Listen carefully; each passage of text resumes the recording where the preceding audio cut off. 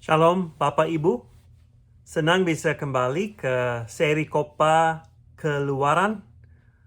Dan ini mungkin yang terakhir selama 1 bulan yang saya bisa rekam, karena saya harus ke provinsi lain dan akan kembali ke tempat ini yang mana ada alat rekam dan seterusnya. Mungkin bulan April, pada bulan April. Jadi ini yang terakhir selama mungkin 1 bulan. Tetapi sebelum kita belajar dari Keluaran pasal 22, mari kita berdoa. Bapa kami serahkan waktu ini dalam tangan Tuhan, dan tolong mengurapi hamba-Mu dengan bahas yang jelas dan pikiran yang sesuai dengan maksud firman Tuhan. Tolong membuka hati kami untuk menerima firman Tuhan. Kami berdoa dalam nama Yesus Kristus. Amin. Kita semua, Bapak Ibu, kita semua mengalami situasi yang mana mungkin beli sesuatu dan kira-kira itu sudah rusak atau busuk. Kalau begitu mungkin teman lihat itu dan mereka berteriak, rugi. Kenapa? Karena kita membeli sesuatu yang tidak bisa dipakai. Uang itu hilang dan barang itu tidak bagus. Rugi. Bagaimana perasaan kita kalau begitu? Kecewa, marah, merasa tidak adil. Apakah kita pikir lain kali saya akan menjual orang itu sesuatu yang suruh rusak dan berpura-pura itu baik, membalas dendam?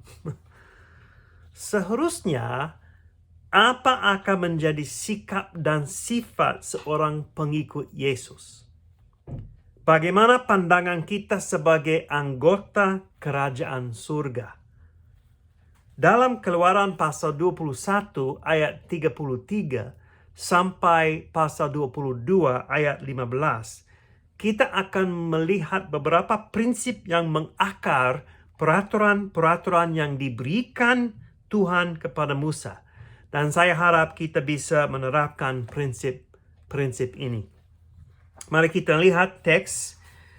Dalam bagian teks ini ada beberapa peraturan mengenai harta milik dan tanggung jawab. Saya akan membaca bagian yang pertama, ayat 33 sampai 36. Apabila seseorang membuka sumur, atau apabila seseorang menggali sumur dengan tidak menutupnya, dan seekor lembu atau keledai jatuh ke dalamnya, maka pemilik sumur itu harus membayar ganti kerugian. Ia harus mengganti harga binatang itu dengan uang kepada pemiliknya, tetapi binatang yang mati itu menjadi kepunyaannya. Apabila lembu seseorang menanduk lembu orang lain sehingga mati, maka lembu yang hidup itu harus dijual, uangnya dibagi dan binatang yang mati itu pun harus dibagi juga. Tetapi jikalau lembu itu terkenal telah sering menanduk sejak dahulu, dan walaupun demikian pemiliknya tidak mau menjaganya, maka ia harus membayar ganti kerugian sepenuhnya. Lembu ganti lembu, tetapi binatang yang mati itu menjadi kepunyaannya. Dalam bagian ini ada peraturan tentang tanggung jawab dan harta milik. Jika seseorang membuka sumur, dia harus memikirkan dulu bagaimana konsekuensinya terhadap milik tetangga. Jika ada binatang yang jatuh dalam sumur itu, pemilik sumur itu harus ganti kerugian. Jika seekor lembu menanduk lembu orang lain sehingga mati, pemilik lembu yang menanduk harus mengganti harga binatang yang mati, dan binatang yang mati menjadi kepunyaannya. Tetapi jika lembu itu terkenal telah sering menanduk dan pemiliknya tahu itu tapi tidak menjaganya dengan baik, dia harus ganti kerugian sepenuhnya. Nah, seperti ini masa kini. Jika seorang laki-laki mengalami masalah dengan rem mobilnya, tapi tidak tahu, dan nanti dia pakai mobil itu, mengendarai mobil itu, dan ada tabrakan, dia harus ganti kerugian orang yang ditabrak. Pasti kalau dia salah. Tetapi kalau dia sudah tahu ada masalah rem, dan dia malas atau tidak memperhatikan masalah itu dan tidak memperbaiki itu, dan terus pakai mobil itu dengan masalah rem dan dia sudah tahu itu, dan ada tabrakan, pasti tanggung jawabnya lebih serius. Kenapa? Karena dia sudah tahu ada masalah. Nah, kemudian ada peraturan tentang seorang pencuri. Pasal 22 ayat 1 sampai 4. Apabila seseorang mencuri seekor lembu atau seekor domba dan membantainya atau menjualnya, maka ia harus membayar gantinya, yakni 5 ekor lembu ganti lembu itu, 4 ekor domba ganti domba itu.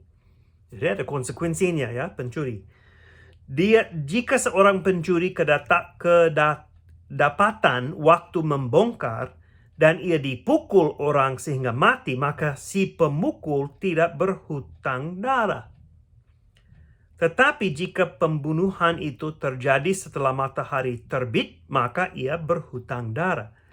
Pencuri harus membayar ganti kerugian sepenuhnya. Jika ia orang yang tak punya, ia harus dijual ganti apa yang dicurinya itu. Jika yang dicurinya itu masih terdapat padanya dalam keadaan hidup, baik lembu, keledai, atau domba, maka ia harus membayar ganti kerugian 2 kali lipat. Nah, seorang pencuri harus membayar gantinya apa saja yang dicuri sesuai dengan harganya. Kalau lembu, 5 lembu diganti. Kalau domba, 4 ekor domba diganti. Jika seorang pencuri kedapatan waktu membongkar dan dipukul sehingga mati, si pemilik itu tidak berhutang darah, kecuali jika dia membongkar setelah matahari terbit.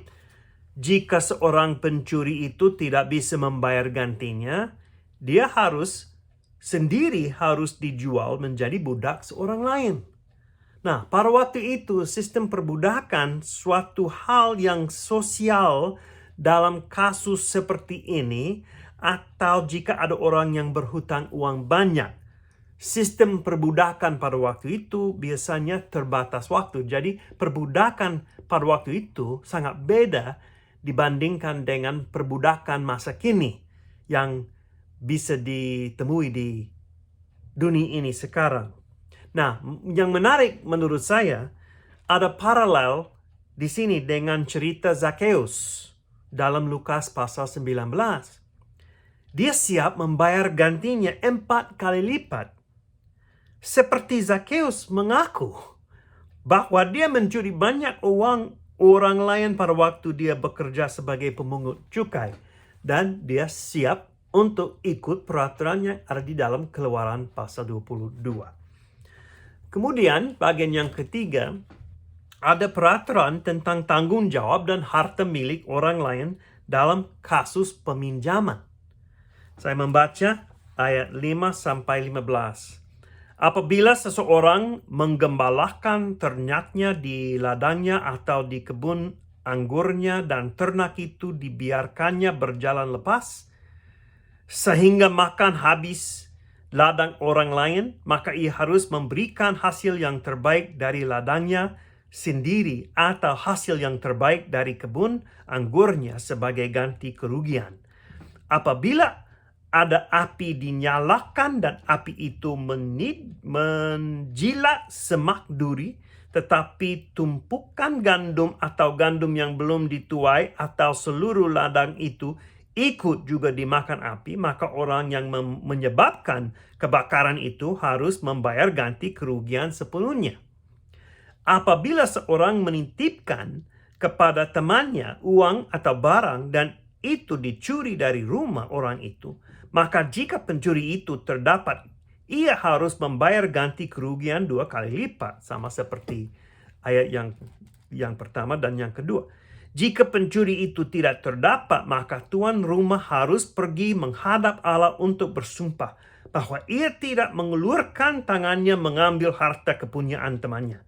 Dalam tiap-tiap perkara pertengkaran harta, baik tentang seekor lembu, tentang seekor keledai, tentang seekor domba, tentang sehelai pakaian, baik tentang barang apapun yang kehilangan, kalau seorang mengatakan, inilah kepunyaanku, maka perkara kedua orang itu harus dibawa ke hadapan Allah. Siapa yang dipersalahkan oleh Allah haruslah membayar kepada temannya ganti kerugian 2 kali lipat, sama seperti pencurian. Apabila seseorang menitipkan kepada temannya seekor keledai atau lembu, atau seekor domba atau binatang apapun, dan binatang itu mati, atau patah kakinya, atau dihalau orang dengan kekerasan, dengan tidak ada orang yang melihatnya, maka sumpah di hadapan Tuhan harus menentukan di antara kedua orang itu, apakah ia tidak mengulurkan tangannya mengambil harta kepunyaan temannya, dan pemilik harus menerima sumpah itu. Dan yang lain tidak usah membayar ganti kerugian. Tetapi jika binatang itu benar-benar dicuri orang daripadanya, maka ia harus membayar ganti kerugian kepada pemilik.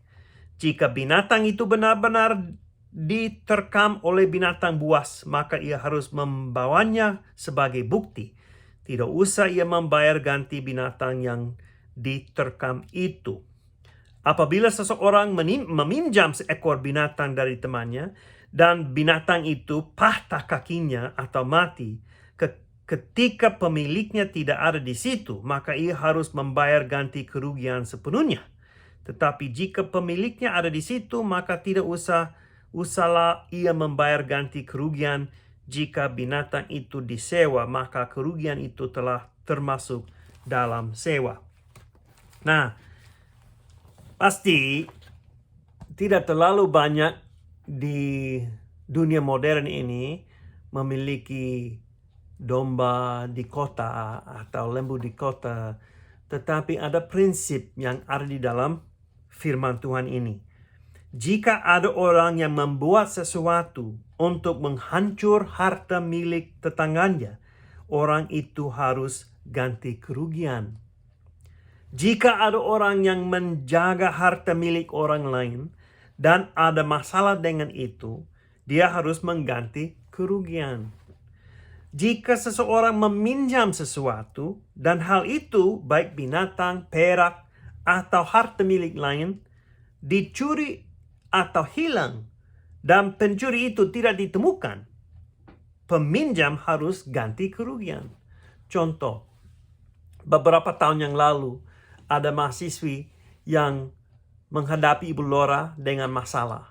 Masalahnya begini, dia meminjamkan laptopnya kepada teman. Teman itu pinjam laptop itu, dan pada waktu di tangannya, laptop itu jadi rusak. Jadi pemilik laptop itu merasa rugi.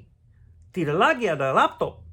Dan dia tidak tahu kalau itu karena temannya tidak memperhatikan, tidak menjaga dengan baik, atau pakai dengan tidak sembarangan, dengan sembarangan dan lain sebagainya. Dia tidak tahu. Jadi mereka menghadapi Ibu Laura dan minta nasihat. Nah, Ibu Laura mengatakan bahwa sama sesuai dengan prinsip ini, mahasiswa yang meminjam harus ganti kerugian. Karena di dalam tangannya, laptopnya itu rusak.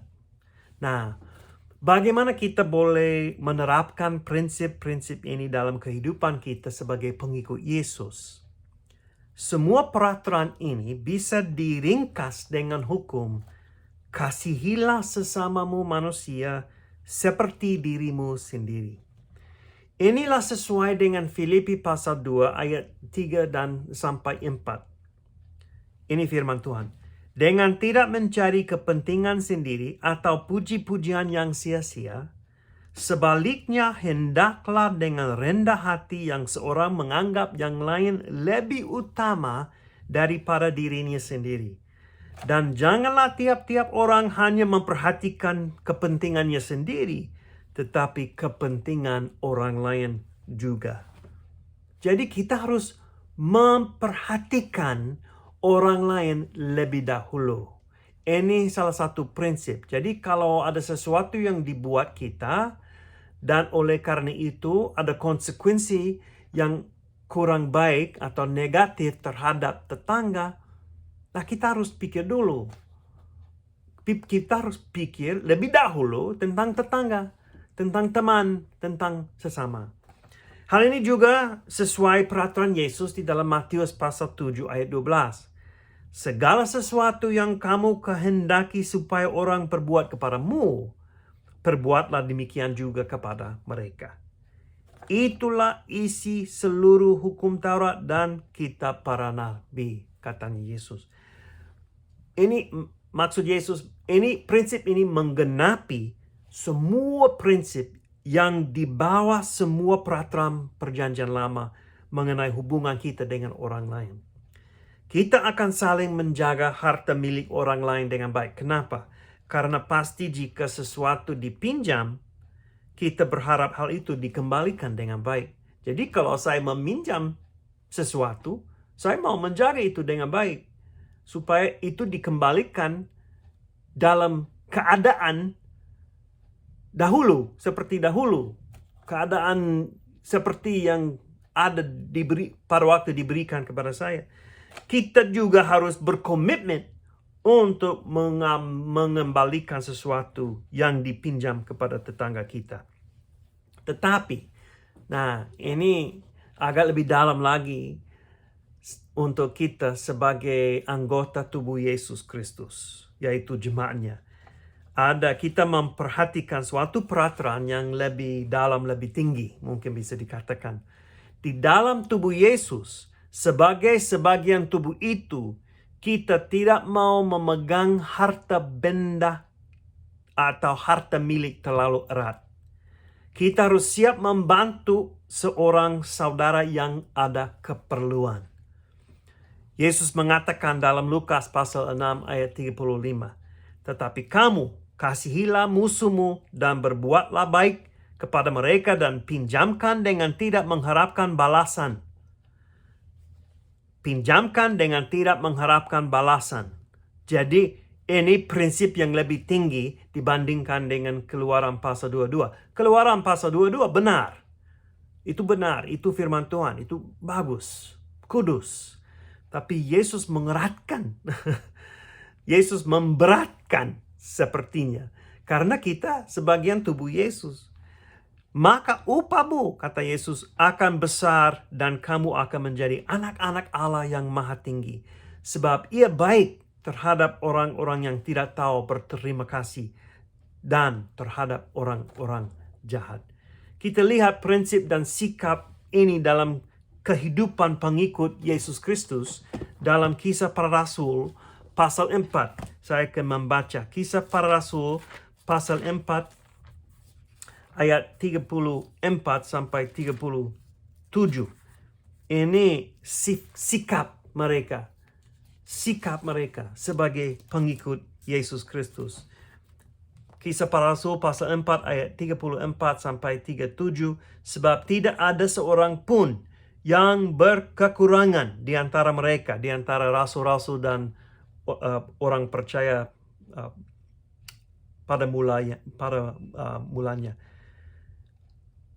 Sebab tidak ada seorang pun yang berkekurangan di antara mereka, karena semua yang mempunyai tanah atau rumah menjual kepunyaannya itu, dan hasil penjualan itu mereka bawa dan mereka letakkan di depan kaki rasul-rasul, lalu dibagi-bagikan kepada setiap orang sesuai dengan keperluannya.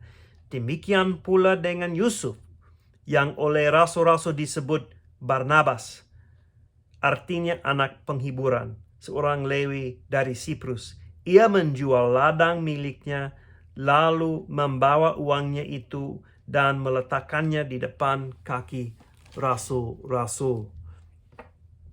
Kebaikan pengikut-pengikut Yesus yang memiliki tanah siap untuk menjual tanah itu dan membantu orang yang lain yang kurang mampu.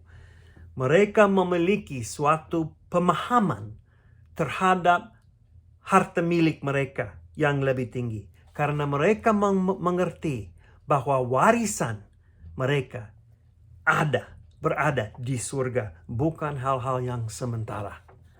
Tidak berarti kita semua harus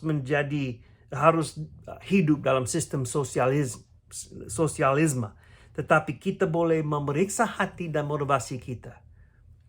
Apakah kita pegang dengan erat harta milik, atau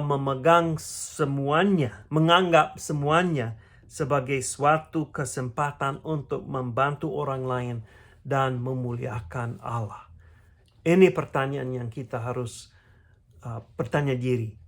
Apakah saya pegang harta milik saya dengan tangan yang keras dan erat? Atau siap untuk diberikan kepada orang lain? Apakah saya memperhatikan orang lain lebih dahulu? Apakah saya perbuat kepada orang lain apa yang diharapkan, yang saya mau diperbuat kepada saya? Ini beberapa pertanyaan yang memeriksa hati kita di depan Tuhan.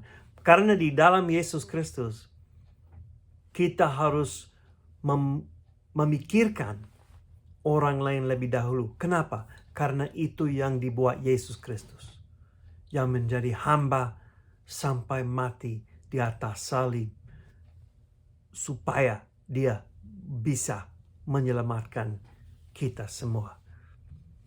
Ini khotbah yang agak singkat, Bapak Ibu Saudara-saudari, dan tetapi prinsipnya sangat penting. Memperhatikan orang lain dan memikirkan tentang orang lain lebih dahulu, dan harus bertanggung jawab dan mengasihi sesama, sama seperti kita sendiri. Mari kita berdoa. Bapa kami serahkan firman ini dan kebenaran ini kepada Tuhan dan minta Tuhan untuk menguatkan kita, menguatkan kami, supaya kami boleh berbuat dengan baik dan memuliakan Allah dan menjadi terang di dalam dunia ini, mencerminkan kemuliaan Yesus kepada orang-orang lain. Tolong menguatkan kami Tuhan, supaya kami boleh berbuat dengan baik apa yang ada di dalam firman Tuhan. Kami berdoa dalam nama Yesus Kristus. Amin. Shalom.